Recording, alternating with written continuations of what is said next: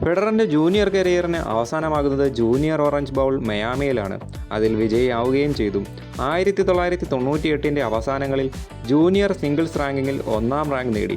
ഡബിൾസിൽ 7-ാം റാങ്കും. അദ്ദേഹത്തിൻ്റെ പ്രൊഫഷണൽ കരിയറിൻ്റെ ആദ്യ ഫേസ് 1998 മുതൽ 2002 വരെയായിരുന്നു. ജൂലൈ 1998 17 വയസ്സുള്ളപ്പോൾ അദ്ദേഹം തൻ്റെ ATP ഡെബ്യൂ ചെയ്തു, സ്വിസ് ഓപ്പൺ സ്റ്റാഡിൽ. പിന്നീട് ആ വർഷം ATPയിലെ ആദ്യ വിജയവും കണ്ടെത്തി.